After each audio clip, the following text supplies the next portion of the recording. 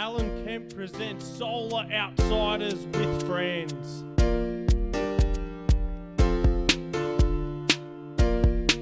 The Kemp song. Alan Kemp is a solar king. Alan Kemp is a good salesman. Alan Kemp is a good CEO. Alan drives really cool cars. Alan Kemp knows his stuff when it comes to panels and inverters. Kempy knows he's a genius. Kempy is an atheist. Kempy, he's the man. Solar king, king of Brisbane. Solar god who has a big dick. I've got a big dick. Yeah. Alright, Kempy's on. Alright, listeners, what's going on? It's been around a month since the first one we did. Since the second one, other than that, it took a year to get around to the second one. This is now the third. We're trying to do them monthly. Whenever news is breaking, I want to be the one that breaks the news. We've had people inside the solar industry actually hit me up since the second one and said, "Oh, we got news. Can you deliver it?" I said, "Yeah, man, of course I can deliver it." So we're just going to keep going with it month to month at the moment. So that's inside the industry. We've also had people outside the industry in the podcast world seeing that it was making traction on YouTube, and the guy that owns the website feedspot.com. I'm not a podcast passion fruit. I don't know nothing about podcasts, or I don't listen to them or anything, but he's hit me up and he said, "Hey, I've seen you're getting traction on YouTube for solar podcasts. I want to put you on the list of solar energy podcasts in the world." I said, "Yeah, man, whatever." And he put us on. We're number 15 in the world. And then I think a few days ago, we've now gone to 13th. So we're coming for pole position, man. Kempy's coming for the top spot. And he's also helped list it all on Google, Apple, Spotify, all those podcast things that you guys listen to. You'll be able to listen to Kempy from there. All right. So today, since last episode, what we're going to cover, the 10 kilowatt Growatt that got installed. We'll touch briefly on that. We're going to talk to the Energex later as well, because see what's going on with the grid, and can it cope with what we've been throwing at it. You know, these big 10 kilowatt bill smashes, they're not busters anymore. These are blitzers that we're all being putting on. How's it going with that? Because we got a bit of an email today.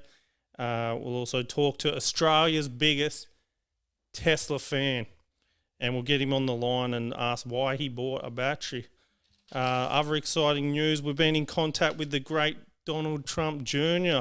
On the internet, and he's offered some support and for Australia and New Zealanders in lockdown, and wanted to throw some support behind the Kemp and the podcast too.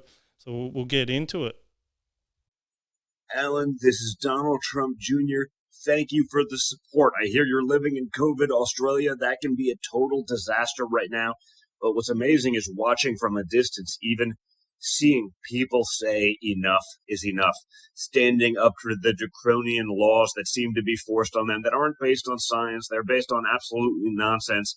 And I'm seeing people finally push back, finally wake up to the fact that they've been lied to and manipulated, all in what seems like one big power grab. You know, the Australians seem to comply way too easily, but it seems like they're also the ones that have had enough faster than everyone else. So good luck down there. Good luck with the podcast. I wish you well. I think you definitely need some Trump in Australia, unfortunately, because what's going on between there and New Zealand is absolutely nuts. So keep going. Good luck with it. I hope you guys do well, and I hope that helps spur some other people to wake up to what's going on with their governments and control. Good luck, man. I wish you guys the best. All right, Don, thanks for that. words of encouragement and wisdom from a future president of the United States of America. Incredible. All right, we'll get into it now. So last week we installed the Australia's first 10 kilowatt single phase Growatt, and it was fantastic. 13 kilowatt of juice running through it, no problems. 3 MPPT, so any type of roof you can bolt up your 13. What else? The smart meter, excellent. You can see that on your app, your consumption during the day, and on the website with the login to the Growatt portal. That's only during the day though. So at the moment, you can only see the daytime consumption while the solar inverter is working. You can't actually see your consumption at night as you can with a Fronius inverter. I believe they're going to change that in a few months with new models coming out potentially, but you can see what was used last night in the morning when it syncs back up, but you can't see it in real time. All right. So now what we'll do is we'll give a new inverter that's hit the market a few months ago, very quiet. They launched in Australia. I haven't heard much of them, but General Electric have apparently launched an inverter, and we'll give them a call.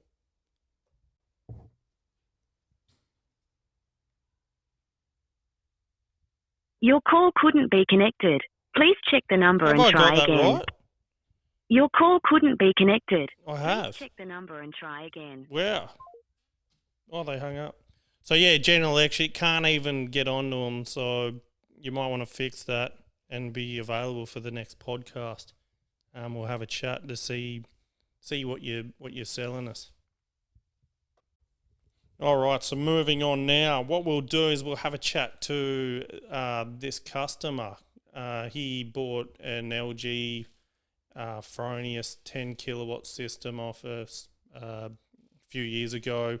Then he rang me up saying, hey, I really want to throw a Tesla battery on. I said, mate, pull your head in. Like, why you want to do that? Batteries, I said, no, I don't do it. I think he might have rung back again. I said, no, don't even know where to go. We don't do it. You don't need one. And turned out he went and bought one.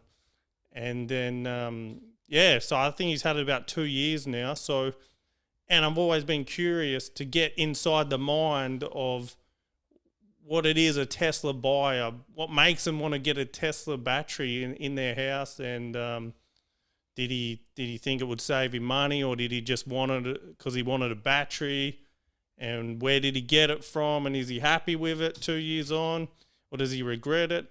I'm generally intrigued and interested about what makes people want to have an expensive battery in their house when I think the grid's fine, unless he might need a battery, we don't know. So let's have a chat to this Tesla dude, the Tesla customer. Hello. Yeah, Daniel from Queensland Solar. Just giving you a call to follow up to the email you sent last night. Oh, yeah. What was that app thing that you were tracking it with? Oh, that's the Tesla battery. Oh. I find, that's very accurate. Yeah. I don't use the Fronius one anymore. I just use the Tesla app. Oh, geez. Yeah, right. How come you put one of them in? Because I can. What do you mean? Did you want one? Yeah, I put that in,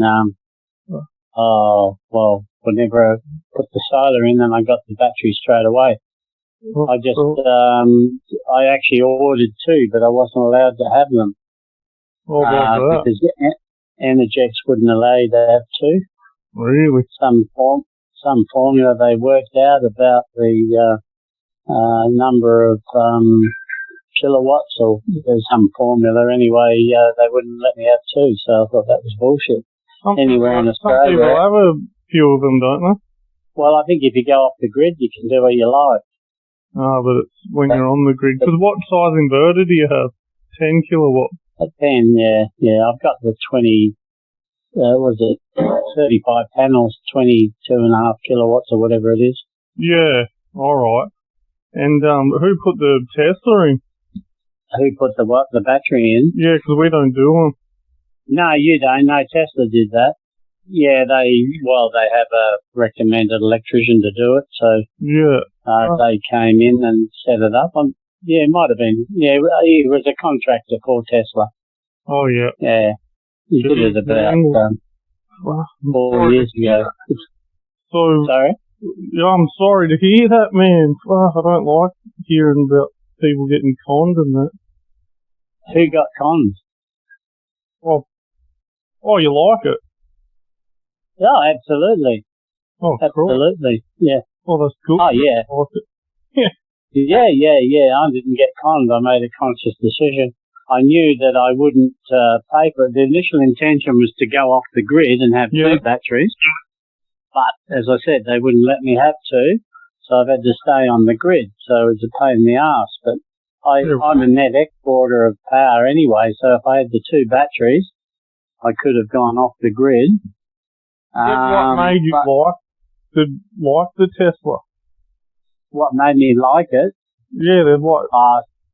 seemed to be the best one available at the time. Yeah, so what positives are you getting from it? What positives? Yeah, like I just it gets me, well, very, very few nights do we ever expend the battery. Don't take much off the grid. You can see by that chart there, the amount of, the grey line above the horizontal line, the grey part, that's the amount that I take out of the grid, which is peanuts. Yeah, right. So it's like a good thing to use the battery, not the grid kind of thing. Oh, the battery's good because you charge it up. And we've had, hang on, let me call up the app. I'm just trying to understand here. So the battery's good because you get to use the power. You get to use the power, but it's also good during blackouts. We had a couple of 3 and 4 hour blackout outages, and everyone in the street didn't have power, but we did. Yeah, right. What time was that? That was on October the 2nd, 4 hours 43 minutes. Yeah. And September the 25th, we had 3 hours 33 minutes. And what time was it? Sorry? Like in the afternoon, the blackout? During the day, yeah. Yeah. Because what happens if you have a blackout and you used all the battery the night before? Oh, and then you're stuck. And then you had the blackout at like 9, 10 a.m. Well, then you get blacked out. Yeah. Well, it's good that it happened at a convenient time for you and you only had to switch off half the stuff in your house. I just switched the freezer off in the fridge, and we had the TV and everything else we wanted.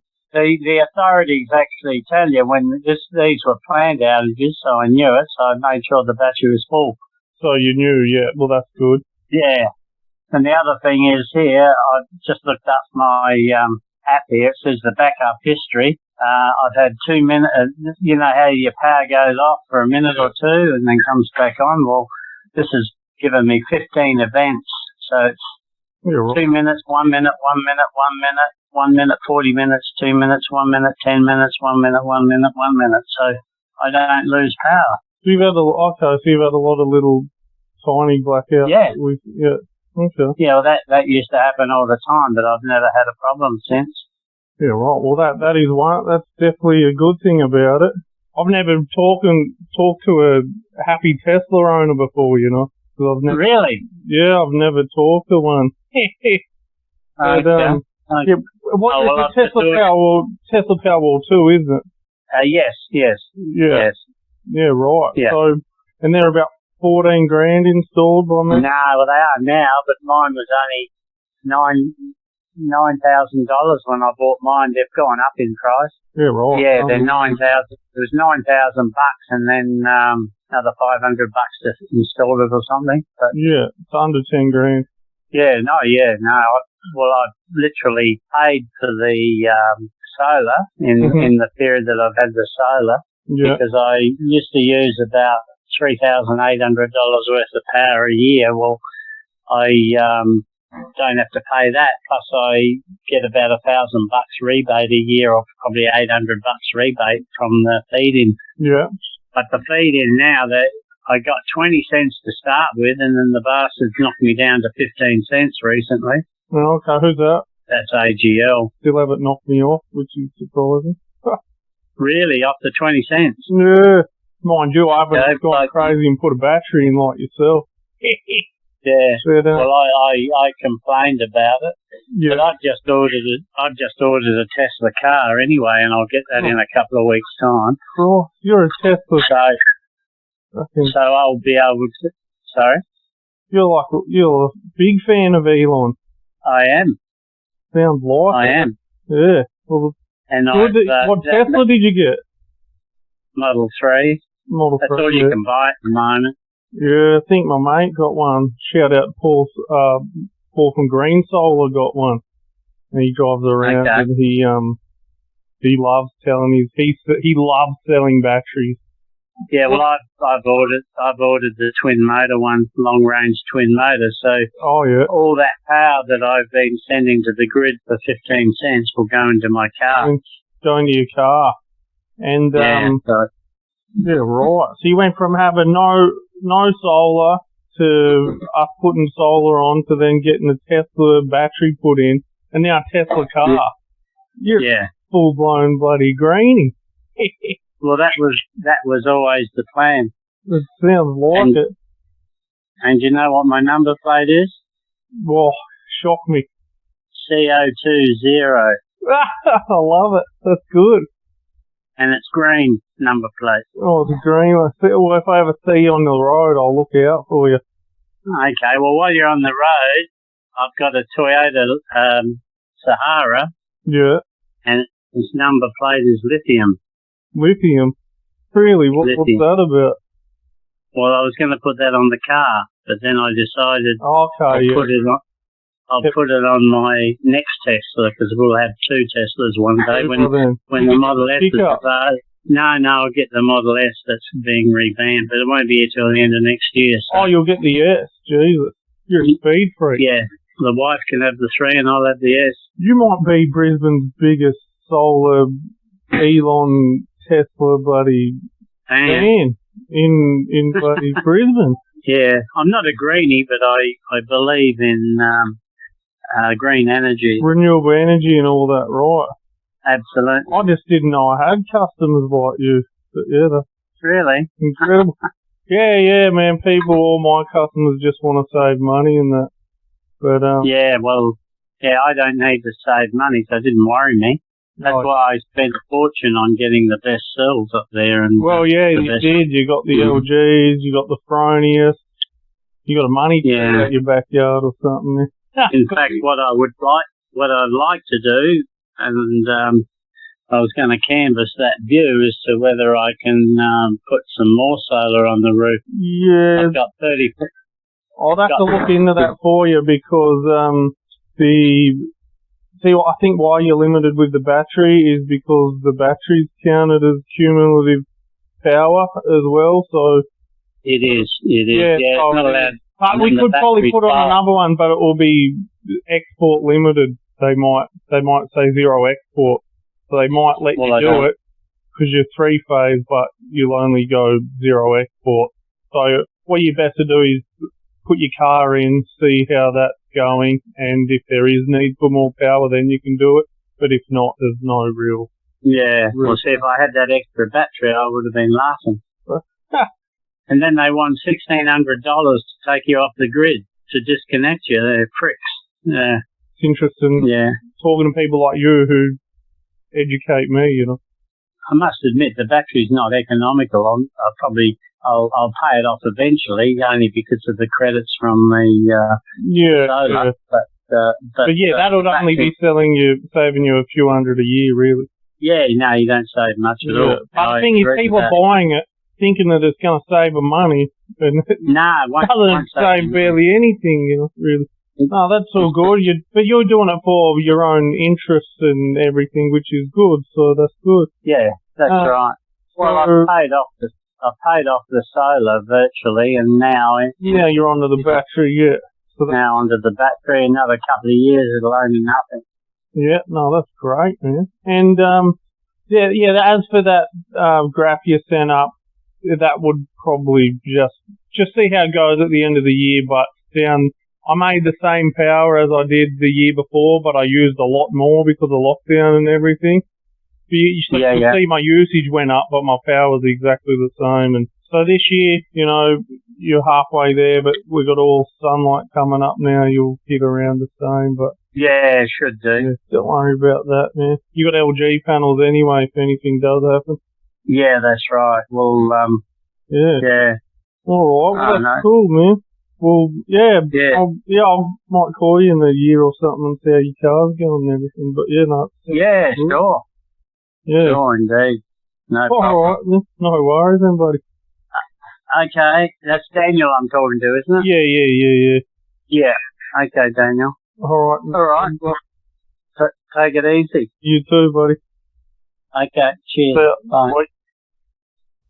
Wow. I reckon that guy is Tesla's biggest fan in Australia. Like, that's what people have been telling me for ages. Like, people just want batteries for the sake of wanting batteries, and that guy is classic. Just give him a battery. He wants a battery. Like, he's wrapped with his battery. So we're going to see if we can hook him up with a second battery. He'd be wrapped, I reckon. Once again, nothing to do with me. I'm not going to start pumping out the batteries, but I'm going to sit on the sidelines a little bit longer and see what's going on. But, yeah, that's what a Tesla battery buyer looks like. I'm mind blown. He loves it. 1 minute. Boasting about 1 minute blackouts that he avoided. What? He didn't have to go and reset the microwave clock like it was flashing. Like, yeah, he loves it, man. They love it because they love it, and now I'm convinced. All right, so now what we're going to do is have a chat to Energex because we've recently been getting emails about grid connects. We think that the grid, they've changed something there. They might have realised that too much solar. We've been throwing too much solar at them in the last year or two since his lockdown, and maybe I think they're a bit hesitant now with all these bigger systems. Of course, we're now throwing on 10 kilowatts instead of 5 now, as we were 4 years ago. So we'll have a chat to Energex and ask them what's going on. We'll also ask them about the 44-cent feed-in tariff. I was told there before that we could replace them with 5,000 watt AC inverters and not have to match the old 4,600 watts. But I think that might not be the case. But we'll have a chat to Energex and see what's going on there. How can I help you out? Yeah, mate, a few questions here with Energex. What's the go with single phase 5 kilowatt systems? Because I've got a solar business, and there's been talk that some 5 kilowatt single phase have been rejected at the Grid Connect. For what reason exactly? There's too much. Yeah, the infrastructure's already getting bogged down with a bit of solar or something. Okay, so this isn't just single phase 5 kilowatts. This is all connections. There's an automated check when the application comes through to see, depending on how much export that you request, whether the transformer has enough capacity to allow that full export. So that was what was coming back. So obviously when you do a 5 kilowatt grid connect on behalf of the customer, you say full export. Yep. But yeah, they're now coming back saying, we need to have a look. That never used to happen. No, and that has been a recent change where we've had to, because there are quite a lot of transformers where the growth in southeast Queensland has just been that much that we're getting cases where, where our transformers are sometimes at 120, 130% of their export capacity. Jesus. So we've had to put that test in, or that check in rather, because as you'd know, previously 5 kilowatt full export would just go straight through. Yeah. And it was being left unchecked, and you're getting these situations where, again, you've got 120, 130%, and it's just it's crazy. So that's why you'll start to see a lot more of them. And this is happening in just proper Brisbane city, proper suburbs. We're not talking outskirts or anything. No. This is a big problem, I think, what it looks like from us and what you've just said. Like, where do we go from here? And that's the thing, is that they'll still go through for assessment. Yeah. Which obviously it says on the email, but if it gets assessed as being no dramas and it's okay to proceed as a basic application, it will get returned back as a basic application. Because they said something like 60-day turnaround. Yep. So and when you're selling single phase 5 kilowatts, bill busters, you're just telling the customer, we'll whack it in, won't be a problem. But now this is happening. So could this be where you then say, well, you can put on the 5, but you now can only export 3. We're going to put you on an export limit of 3 or 4. It's very much, and I see exactly where you're coming from, but it is very much a horse of courses, because it could well be you're getting these situations like you're describing, where the poor customer's transformer is at 150%, and it has to go for assessment. Or you may get one where they're only at 30, 40%. Yeah. And it goes through just as normal. So it's not something where I can give a single answer as to what you can tell them. So if it is 150%, what happens then? What have you seen happen? Do they say, no, you can't put any solar on, or? They don't come back and say you can't put solar on. Except in very, very rare cases, and I don't think I've ever seen one. Okay. The most common one would be they'd come back and say reduced export. Even on a 5 kilowatt single phase that you're just, the standard 6.6 that we're putting on. So we're now seeing the end of that becoming a fait accompli, like that's now.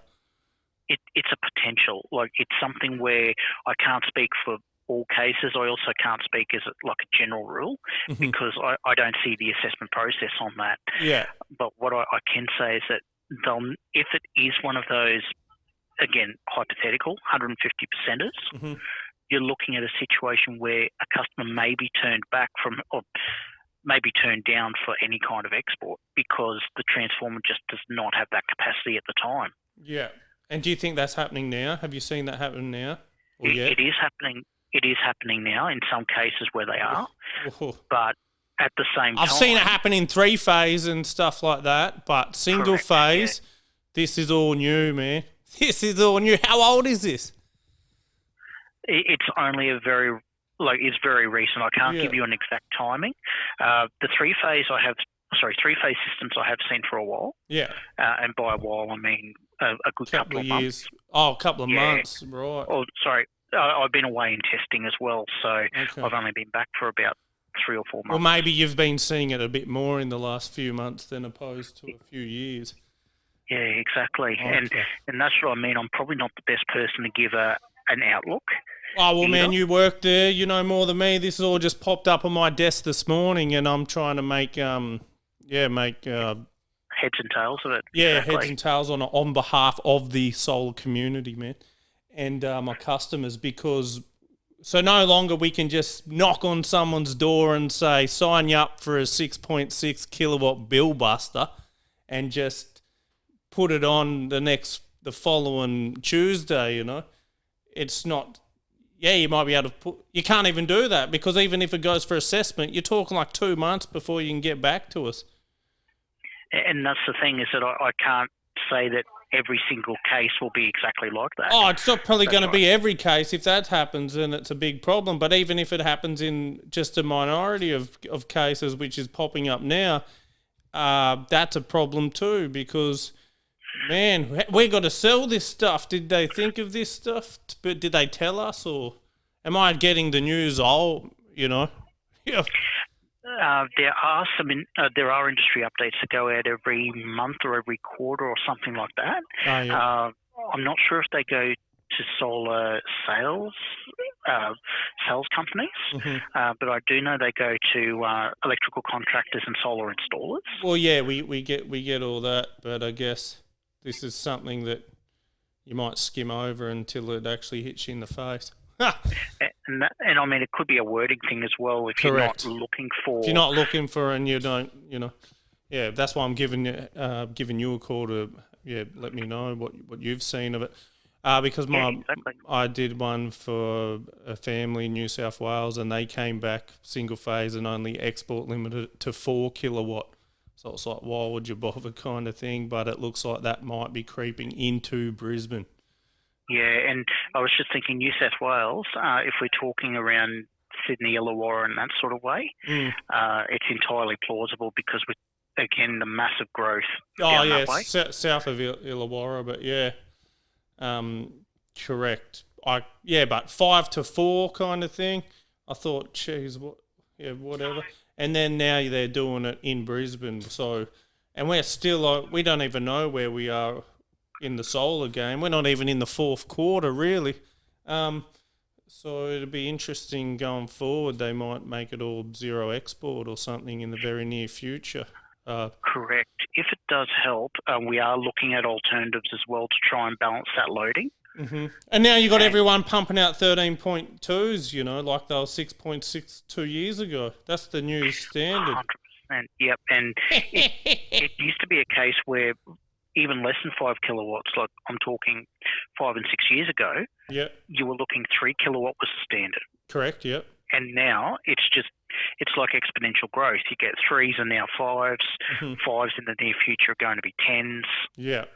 Oh, we're doing a lot of upgrades now. Every second system's even an upgrade or a pull down of an old 2 or 3 and make that a 6.6, or pull down an old 5 and make that a 10 or a 13. So, yeah. And again, when you're doubling those figures, you're also doubling the potential export, if not more, because what they're using inside is not doubling, but their export is doubling or possibly tripling. Yeah, well, 100%. And it just makes it even worse. So I know exactly what you mean.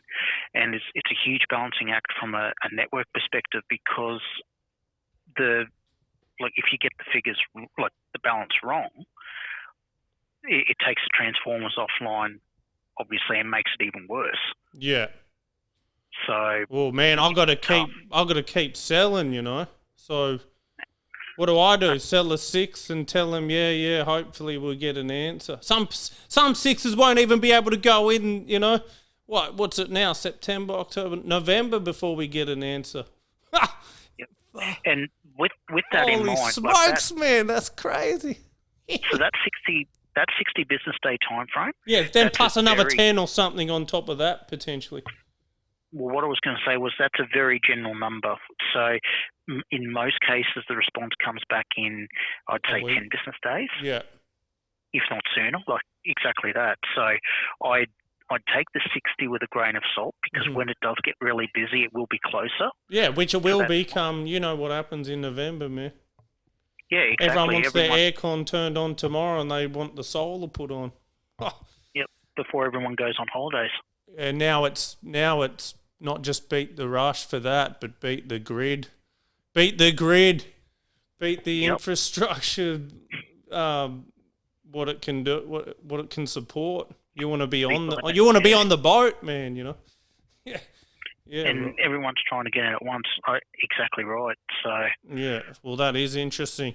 All right, so we've covered that. Now, we've replaced. About the old 4.6 kilowatt, 5 kilowatt inverters on the 44 cent. Mm-hmm. Yeah. What's the go with replacing those to a 5 kilo? Because there's not you can't get an old 4.6 really in the market anymore. They're all now moved to 5 kilowatt. Is that a bad thing? Yeah. It's good for consumers because they're getting that extra 0.4, but in terms of the 44 cents, okay. Even though the 4.6 was on account of the old power factor settings, with the 0.9 lag, the problem there is that when you put a new one on that doesn't have that 0.9 lag on it, they're now all 0.8 lag, aren't they? Not actually sure, but it actually comes up as a flat 5, and that voids the 44-cent part of things. Now that's what I believe as well, and I rung up early in the week to check with that, and a lady picked up the phone just the same as you did. She said, I'm going to read out the rules 5 times. She goes, as long as it's a similar thing. It doesn't say anything about AC, so she's like, you're allowed to do it. And I'm like, are you for real? And she goes, yes, this call is recorded. And I'm still a bit scared. That's why I'm giving you a ring as well. Yeah, no, I would 100% be, I'd be very cautious on that because the maximum capacity for a lot of those, and the first one I think of in this case is the Solivias, I think they are. Delta Solivia. Yeah, going back years now. But those ones there, those were a 4.6. Yeah. Or rated as a 4.6. Yeah. And you put them in as a 5, you replace it with a SG5 KT or whatever it is, you'll void the warranty. Not the warranty, void the 44 cents. Correct. Because it still gets assessed as a 5. Right. Even though the Solivias were technically a 5 peak, but they're a 4.6 when you assess them. And do you guys flag these things if you see anything? Do you rip people off their 44 cent? We have to. If you catch them doing this? Yeah, we have to. Because it's a government thing, we have to have the checks and balances in there to make sure that if somebody was to put in a 5, well, the idea is to stop them putting in your 7s and 8s. Yeah. But even if it's like a 4.9 to a 4.98, as an example, 4.95 to a 5. I remember the old Auroras, I think, were 4.95s. That's them. Yeah, the ABB models. Yeah. Or PVI, sorry. Power 1, yeah. Fuck, you've been in the industry a while, mate. Just a little bit, yeah. But you could nearly do my job. No, I don't know about that. I can do the theory, but the practice is well outside my boundary. Oh. But, those ones are a problem as well because, like you say, 4.95s. Yeah. And you put a 4.98 on there. Yeah. But you guys aren't really going to know if we just sneak them on. We won't. Look, it goes by what's on the paperwork. So and the other side of the coin is you have to obviously keep it as close as or as accurate as possible for the AMO side. Yeah. So if you put down that it's a 4.95 unit or lower, we're not going to know any different. Yeah. Because we don't do the scope. We look for these sorts of things on site or anything like that. Yeah. But as far as AMO is concerned, they want to make sure that whatever's on the ground or on the roof is physically what's in their books as well. Yeah. Okay, yeah, fair enough. Well, yeah, I just thought I'd let you know that you got a staff member there saying that, I didn't want to do it, but she kind of, I'm reading the rules. She didn't know anything about what I was talking about, as she probably wouldn't if she's been there a year or two. You only know this because you've been there since day dot, by the sounds of it. Exactly, and I try and pick up as much as I can about the tech side of it. Because that's what we need to know. That's why I'm ringing you up about the grid today because of, it's a whole shapes what we do and how we sell and, geez, some people are going to get in trouble, man. I reckon some companies are probably going to say, and not tell the customer that they actually got to export limit or something, it's just going to blow up in their face. And you find this out once, in some circumstances, after the system's been installed on their roof. You've put a 10 kilowatt on their roof and hang on, we've been zero export or something. It's getting pretty, And in theory, I know you're getting a lot of pressure to say sell the units and then install them on the roof to close the sale. But the Connect application, and this is the other side of the coin, is that those Connect applications should be a request to say, look, we want to install this. Can we do it? That was theoretically what they're meant to be. Yeah. So that for an initial install of, say, your 10 kilowatt, you'd put an application in saying, I want an SGK 10 installed. Right. Can I do it? We'll come back and say, yep, it's all been approved. You would then go and install the unit on the roof and then get the EWR submitted to us from the installer to say it's all good to go. Yeah. That's the theory of what should happen. What we're finding is that people pumping them through on the day after or something. Exactly. They'll send the connect through on the day, on day one. Yep. Solar's installed on day 2. Yep. And customers don't know any different. They've lost their 44 cents in those Solivia PVI 5000 examples. Mm-hmm. They lose their 44 cents and say, well, hang on, no, that install never went ahead because I went with someone else. Yeah. That's what I was thinking. I know that problem, and I could just go around and just screw up everyone's 44 cent if I wanted to, just from giving quotes. And we do get a few cases of that as well, where we have to revert it back. Yeah. Because it's only ever been an obligation-free quote, which is fine. Yeah. But the paperwork is put in on the assumption that it's just going to go ahead. Yeah, I could imagine that causing nightmares. I found that little problem with your scenario probably a year ago. I discovered that. And, you've got to be careful. That's a little thing that you need to zip up, because of... Exactly. And just on that point, we are doing a few, not so much how-to, but informational videos on the portal. Mm-hmm. And one of the things we're going to try and put in there to emphasise is that the connect should be treated as a request, not as just a box tick to say that it will go through, particularly for these cases of your 5 kilowatt with full export systems.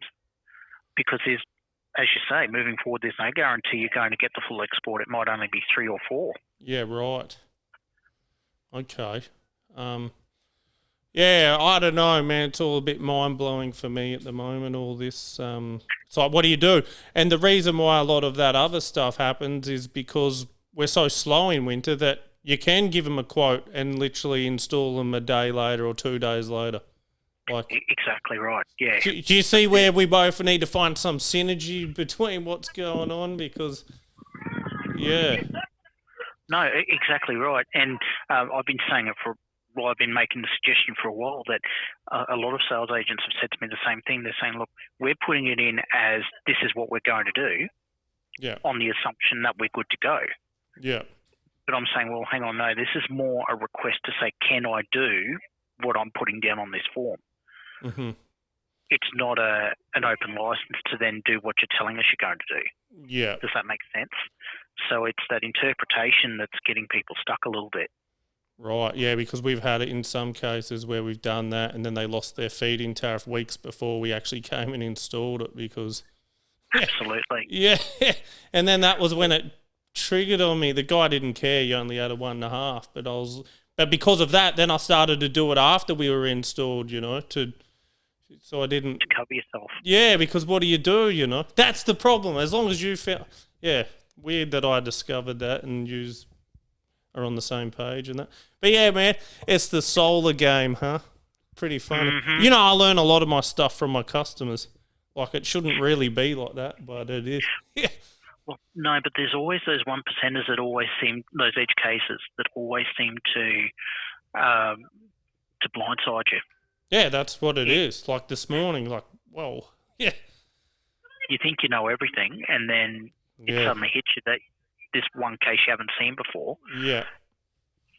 Yeah, that's scary for Energex to say that. But yeah, I can imagine we're all going through this together, man. But that's helped us a lot actually. And thanks for your time until we chat again, I guess. Absolutely, and mate, thank you so much for yours, and you have a great afternoon, okay? You too, and you've been a big help. Absolute pleasure. Take care, okay? All right, take care, buddy. Cheers. Okay, bye. Bye.